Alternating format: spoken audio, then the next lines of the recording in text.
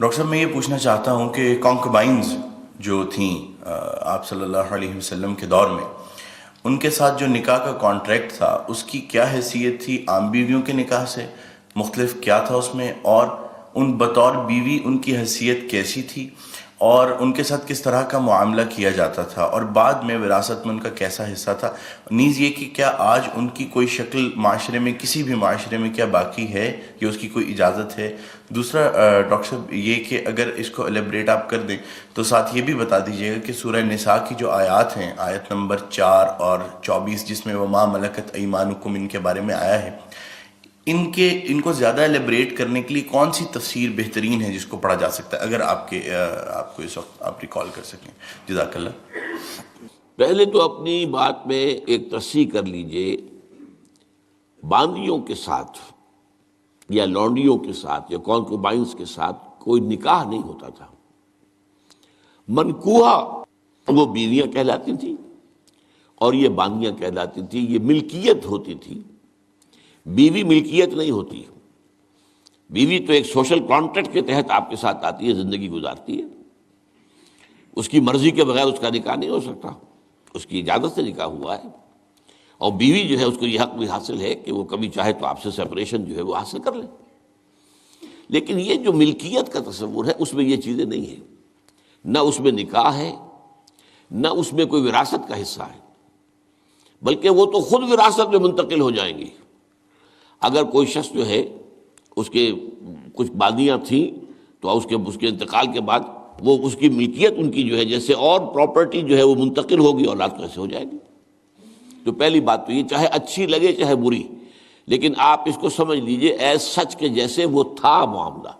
ہمیں اس کے اندر جو ہے وہ کچھ اس کو پہلے ٹیبل بنانے کے لیے اور اس کو جو ہے اس کے اندر کوئی ترمیم نہیں کرنی چاہیے۔ سٹیٹس جو ہے باندی کا، کانکوبائنز کا، وہ یہ ہے جو میں نے آپ کے سامنے رکھا۔ اچھا، اصل مسئلہ یہ آتا ہے کہ آیا آج بھی ایسا کوئی معاملہ ہے؟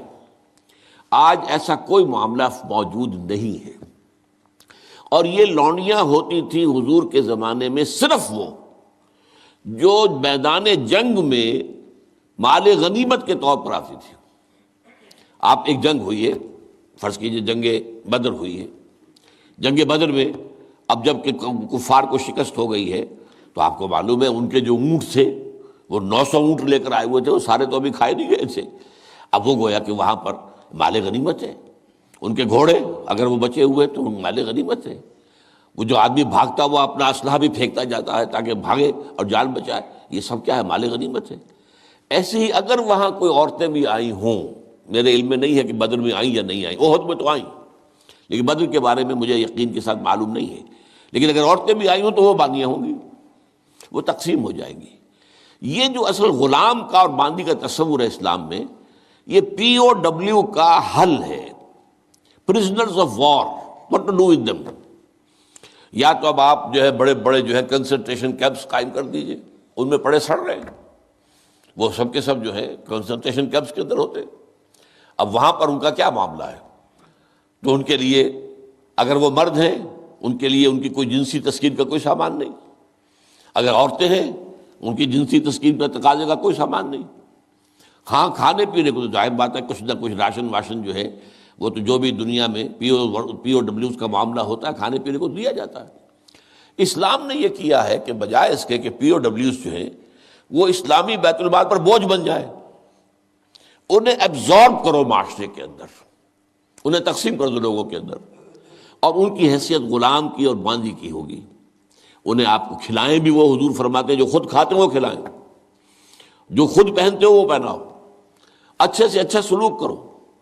پھر ان کی ایمینسیپیشن کا ایک سلسلہ شروع کر دیا گیا، فلاں اگر تم سے گناہ ہو گیا ہے تو کفارہ یہ ہے ایک غلام آزاد کر دو، قتل خطا ہو گئی ہے، وہاں تم سے غلطی سے تمہارا ارادہ نہیں تھا، کوئی تمہارے ہاتھوں مارا گیا ہے، گولی چل گئی تم سے اور کوئی شخص جو ہے وہ مر گیا ہے، اس کے لیے بھی وہ غلام جو ہے آزاد کرو۔ گناہوں کے کفارے میں غلاموں کو آزاد کرنا، پھر غلاموں کو آزاد کرنے کی تلقین، نصیحت، پرسویشن، یہ نیکی کا بہت بڑا کام ہے، غلام کو آزاد کرو۔ یہ ساری چیزیں جو ہیں اس کے ذریعے سے ایک دفعہ انہیں سوسائٹی میں جذب کرنے کے بعد وہ علیحدہ ایلیمنٹ نہیں رہے، اب سوسائٹی کا حصہ بن گئے، وہ ایک گھر کے اندر ہیں، وہاں رہتے ہیں، ان کے ساتھ جو ہے ان کے مالک ہیں، اور اسی طریقے سے ان کو رفتہ رفتہ ان کی ایمینسیپیشن کا بندوبست کیا اسلام نے.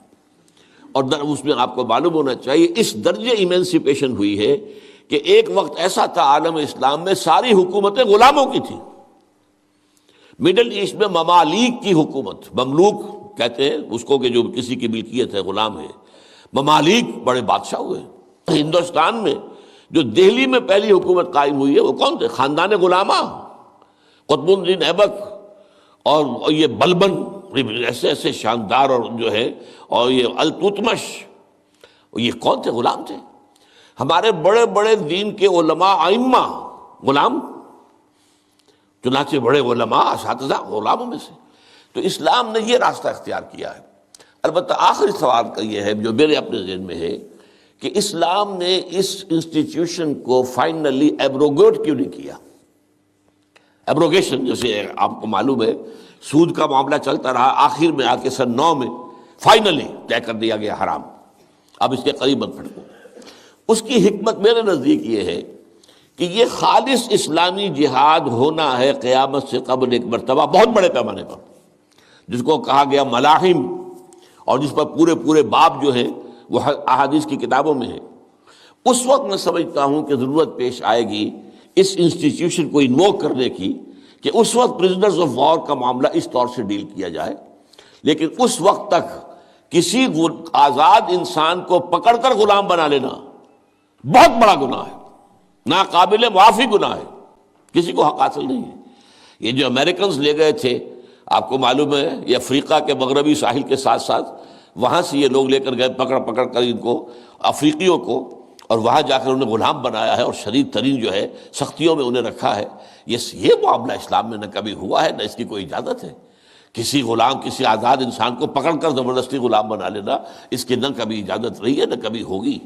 البتہ پرزنرز آف وار کے معاملے میں یہ شکل ہے جو اسلام میں رہی ہے، اور ہمیں اسی طریقے سے سمجھنا چاہیے. چاہے ٹھیک ہے دنیا اس کے اوپر فکرے چست کر دے گی، یا کوئی اس کو کہے گی، پاس بہت سی چیزیں ہیں کہ جو لوگوں کے عام جو مزاج اس وقت کا ہے وہ اس میں وہ ذرا آسانی سے وہ بات جو ہے ان کے ذہن کے اندر اترتی نہیں ہے. لیکن we have to be faithful کہ دین کی اصل تعلیم کیا ہے، اسی کے ساتھ جڑے رہنا چاہیے.